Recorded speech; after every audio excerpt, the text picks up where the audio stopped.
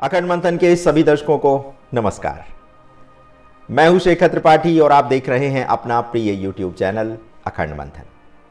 आज के कालचक्र में देखिए कि कैसे 23 जून से महाभारत वाला जो समय है वो आरंभ होने जा रहा है। जो नक्षत्र और ग्रहों का संयोग महाभारत काल में आज से 5200 वर्ष पूर्व बना था, वही संयोग अब जून माह में भी बनने जा रहा है। जी हां, इस ग्रह काल की स्थिति को लेकर के भविष्यमालिका में भी 600 वर्ष पूर्व इस बारे में जानकारी दे दी गई थी कि 13 दिन का ये पक्ष बहुत ही संहारकारी हो सकता है। और इस पक्ष के विषय में हमने आपको पहले के एपिसोड में भी बहुत सारी सूचनाएं प्रदान की हैं। तो चूंकि ये जो पक्ष है वो 13 दिन का वो अभी जून में ही आरंभ होने जा रहा है, तो रहिएगा इन 13 दिनों में अत्यंत ही सावधान, क्योंकि ग्रहों के अनुसार कोई बहुत अच्छे संकेत नहीं मिल रहे हैं। अब आप ये मत कहिएगा कि हम आपको डरा रहे हैं। अगर आपको सावधान करने वाला समाचार आपको डरावना लगता है तो आप अभी भी इस वीडियो को स्किप करके आगे बढ़ सकते हैं। तो चलिए आरंभ करते हैं आज के कालचक्र का। आज आपको बताएंगे कि महाभारत काल का ये दुर्योग कब कब पड़ा और इसके क्या क्या परिणाम हुए थे, और उसके बाद हम आपको बताएंगे कि इस माह में ये संयोग जो है, ये दुर्योग कब आने वाला है। और क्या कोरोना काल में भी ये 13 दिन का पक्ष आया था, क्योंकि जब जब संसार में ये 13 दिन का पक्ष आया है तब तब महासंहार हुआ है। तो विक्रम संवत 2081 के अनुसार जून के आखिरी सप्ताह की तिथियों के क्षय होने से आषाढ़ कृष्ण पक्ष 15 दिन के बजाय 13 दिन का रहेगा। सामान्य रूप से प्रत्येक माह में 2 पक्ष होते हैं। प्रत्येक पक्ष में 15 अथवा 14 तिथियों का मान रहता है, किंतु कभी देव योगवश तिथि गणित क्रिया के द्वारा 2 तिथियों का क्षय होने के कारण मात्र 13 तिथियां ही शेष रह जाती हैं। ऐसा इस वर्ष सूर्य और चंद्र की गति के कारण भी हो रहा है। संस्कृत के श्लोक में कहा गया है, अनेक युग सहस्त्याम चैव योत्पजायते त्रयोदश दिन पक्षे स्तदा संहरते जगत। अर्थात देव योग से जब 13 दिन का पक्ष आता है तो प्रजा के बीच महामारी और महासंहार कराता है। ये प्राकृतिक घटनाओं और आपदाओं और आपसी झगड़ों को भी बढ़ाता है। महाभारत काल में महाभारत आरंभ होने से पहले ये 13 दिन का पक्ष पड़ा था और महाभारत में करोड़ों लोगों के प्राण चले गए थे। इसलिए आप भी इन 13 दिनों के पक्ष में विशेष रूप से सावधान रहिएगा। किसी से बिना बात उलझिएगा नहीं, किसी से किसी भी प्रकार का वाद विवाद मत करिएगा, कोई ऐसा कार्य मत करिएगा जो कि नैतिकता के विरुद्ध हो, किसी का शोषण मत करिएगा, अन्यथा आपको इसका गंभीर परिणाम भुगतना पड़ेगा। ये बात हम आपको सिर्फ सावधान करने हेतु कह रहे हैं। जो दर्शक हमारी इस बात से भयभीत हो रहे हैं वो आगे का वीडियो मत देखें। और अब हम आपको आगे बताएंगे कि जून में ये 13 दिन का पक्ष कब से आरंभ होकर के कब तक चलेगा, इसका क्या परिणाम हो सकता है। लेकिन सबसे पहले आपको ये बताते हैं कि ये दुर्योग द्वापर युग में जब बना था और कौरव पांडव का जब युद्ध हुआ था, तो द्वापर युग के महाभारत काल में 13 दिन के पक्ष में ये पहला दुर्योग काल निर्मित हुआ था। इस पक्ष की जो 13 दिन के पक्ष का एक तरह से जो आरंभ हुआ था वो महाभारत काल में ही हुआ था।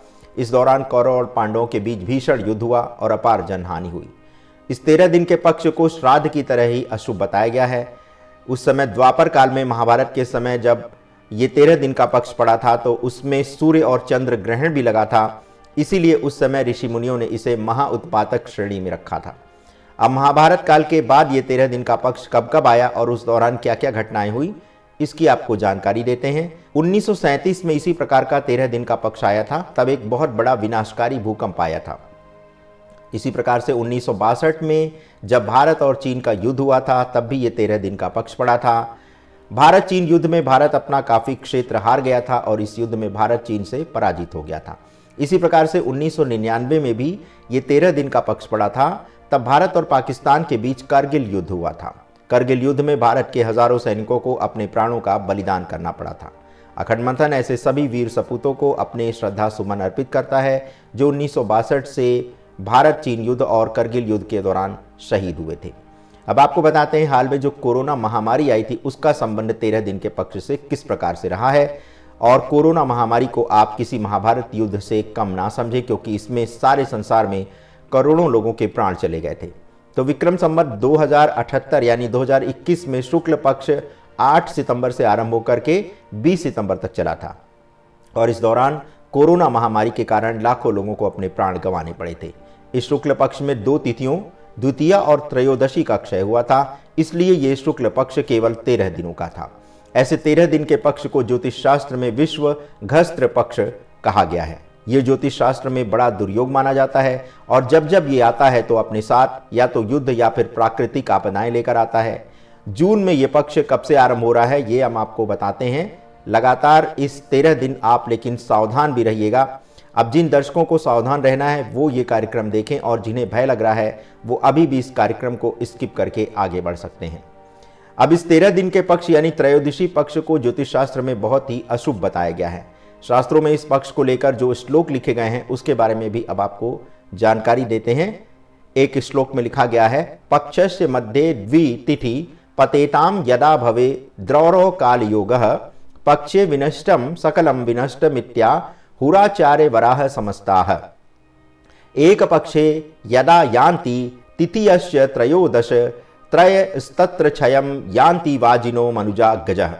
त्रयोदश दिन पक्षे तदा संहरेत जगत अपि वर्षे सहस्रेण काल योग प्रकीर्तितः। द्वितीया मारभ्य चतुर्दश्यंतम दिति तिथिद्वये हासे त्रयोदश दिनात्मक पक्षवती दोषोवती भवति। अर्थात आषाढ़ कृष्ण पक्ष 13 दिनों का है और ये 13 दिन का पक्ष होने से पृथ्वी पर जनहानि और युद्ध की आशंका होती है। जिस वर्ष 13 दिन का पक्ष होता है वह वर्ष संपूर्ण विश्व के लिए हानिकारक होता है। विशेष रूप से द्वितीया तिथि से लेकर चतुर्दशी तिथि तक अगर 2 तिथि का क्षय हो तो विशेष रूप से वो संपूर्ण विश्व के लिए हानिकारक होता है। ये पक्ष मंगल कार्य के लिए भी उत्तम नहीं है। यह रौरव काल संज्ञक दुर्योग के नाम से भी जाना जाता है। ज्योतिष शास्त्र में इसे बहुत अच्छा नहीं बताया गया है। ऐसा दुर्योग होने से अतिवृष्टि, अनावृष्टि, राजसत्ता में परिवर्तन, वर्गभेद और उपद्रव होने की पूरे साल संभावना बनी रहती है। तो यदि इस श्लोक के अर्थ पर गंभीरता से विचार करें तो ये पक्ष सत्ता परिवर्तन का भी सूचक है। अब आपको बताते हैं कि ये पक्ष जून 2024 में कब से आरंभ हो रहा है। तो विक्रम संवत 2081 में आषाढ़ मास 23 जून से 21 जुलाई तक चलेगा। लेकिन इस दौरान कृष्ण पक्ष केवल 13 दिन का रहेगा, जो कि आषाढ़ कृष्ण पक्ष 23 जून से आरंभ होकर के 5 जुलाई तक चलेगा। इस कृष्ण पक्ष में 2 तिथियों द्वितीया और चतुर्थी का क्षय हो रहा है। इस कारण यह कृष्ण पक्ष केवल 13 दिनों का रहेगा। अब शुक्ल पक्ष 6 जुलाई से आरंभ हो रहा है, जो कि 21 जुलाई तक चलेगा। ऐसे 13 दिन वाले पक्ष को विश्व घस्त्र पक्ष भी कहा जाता है, जिसमें अनिष्टकारी घटनाओं की भरमार होती है। इतिहास तो ऐसी घटनाओं से भरा पड़ा है, लेकिन अब वर्तमान में क्या होना है ये कोई नहीं जानता। ज्योतिष शास्त्र में त्रयोदशी पक्ष को अशुभ बताया गया है। आपको बताते चलें कि शुक्र और बृहस्पति दोनों ग्रहों का अस्त होना भी किसी अनिष्ट का ही संकेत दे रहा है। सामान्य तौर पर शुक्ल और कृष्ण पक्ष मात्र 15-15 दिनों के ही होते हैं, लेकिन जिस पक्ष में 2 तिथि घट जाए तो ये 13 दिन का पक्ष हो जाता है, और इसी प्रकार से जब एक तिथि बढ़ जाती है तो ये 13 दिन का पक्ष हो जाता है। लेकिन जब जब तिथियां घटती हैं तो ये 13 दिन का पक्ष विनाशकारी घटनाओं का साक्षी बनता है। आज से 5200 वर्ष पूर्व द्वापर युग में महाभारत के समय जब कौरव और पांडवों के बीच त्रयोदशी पक्ष में ही युद्ध संपन्न हुआ था, उस समय त्रयोदशी पक्ष में ही हजारों लाखों सैनिक, योद्धा और राजा काल के ग्रास में समा गए थे। तो त्रयोदशी पक्ष में कोई भी शुभ कार्य जैसे विवाह, गृह प्रवेश, नई योजना, मुंडन, सगाई जैसे कार्यों पर रोक लगी है। ज्योतिष के जानकारों का कहना है कि ये 13 दिन का पक्ष भारत समेत पूरे संसार में किसी महाविनाशकारी घटना के लिए उत्तरदायी हो सकता है। ज्योतिष के पंचांगों में इस तरह के पक्ष को लेकर के कहा गया है कि पक्षस्य मध्ये द्वितिथि पतेताम यदा भवे द्रौरो काल योगः पक्षे विनष्टम सकलम विनष्ट मिथ्याहुराचार्य वराह समस्ताः। अर्थात पक्ष के मध्य में यदि 2 तिथियों की हानि होती है तो यह रौरव काल संज्ञक दुर्योग होता है। ज्योतिष शास्त्र में इसे बहुत खराब बताया गया है। इस पक्ष में मांगलिक कार्य, व्रतारंभ, उद्यापन, भूमि भवन का क्रय विक्रय, गृह प्रवेश आदि शुभ कार्यों को त्याग देना चाहिए। तो प्रिय दर्शकों, ऐसा ही पक्ष 23 जून से आरंभ होकर के 5 जुलाई तक चलने वाला है। हम आप सभी से ये अनुरोध करेंगे कि इस एपिसोड को डराने वाला कहकर हमें बदनाम करने का प्रयास ना करें। जिन दर्शकों को ज्योतिष पर विश्वास है वे ही इस कार्यक्रम को देखें। अब आपके साथ साथ हम भी अपनी आवाज़ उठाना सीख गए हैं और सनातन विद्या के विरोधियों को भी अब हमें सबक सिखाना पड़ेगा। ऐसे दर्शक जिन्हें ज्योतिष में विश्वास नहीं है वो इस चैनल पर अपना समय व्यर्थ ना गंवाएं। आपको जहां पर सच्ची और अच्छी जानकारी प्राप्त हो रही है, आप उस चैनल को देखें। हमारा उद्देश्य दर्शकों की बहुत सारी संख्या बढ़ाने का नहीं है, बल्कि हम ऐसे दर्शक चाहते हैं जो ज्ञानी हैं, सुधी हैं और सनातन धर्म के मर्म को समझते हैं। हमारे लिए ऐसे थोड़े ही दर्शक लाखों करोड़ों दर्शकों के समान हैं और हमारा ये सौभाग्य है कि हमारे 8 लाख दर्शक ऐसे ही दर्शक हैं जिन्हें हमारी विद्या पर, हमारी सनातन विद्या पर विश्वास है। पिछले 8 वर्षों से जो कार्य कर रहे हैं उसमें आप सभी का बहुत महत्वपूर्ण योगदान है। आपके समर्थन के बिना हम इस मुहिम को इतना लंबा नहीं ला सकते थे। तो दर्शकों, हमारा कार्य है आपको सावधान करने का, तो हम ये कार्य करते रहेंगे। हमारे द्वारा प्रत्येक ज्योतिष के मुहूर्त, ग्रह नक्षत्र के अनुसार जो भी फलादेश प्राप्त होते हैं उसे हम आपके समक्ष प्रस्तुत करते हैं। भविष्यवाणी की कोई गारंटी नहीं कि ये सत्य होंगी या असत्य होंगी, किंतु जो फलादेश हमें प्राप्त होता है वो हम आपके समक्ष रखते हैं। तो देखते रहें अखंड मंथन, और यदि आपको चैनल का कंटेंट अच्छा लगता है तो आप इसे लाइक, शेयर और सब्सक्राइब करना मत भूलिएगा। कुछ ऐसे दर्शकों का भी कहना है कि जब सब कुछ अंत होने वाला ही है तो आप कार्यक्रम बना करके क्यों प्रस्तुत कर रहे हैं। तो दर्शकों, हम अपना कार्य अपने जीवन की अंतिम सांस तक करते रहेंगे। जब तक इस शरीर में प्राण है तब तक हम ये कार्य करते रहेंगे। आप ऐसा करने से हमें रोक नहीं सकती। अगर आपको रोकना है तो आप स्वयं को रोक लें।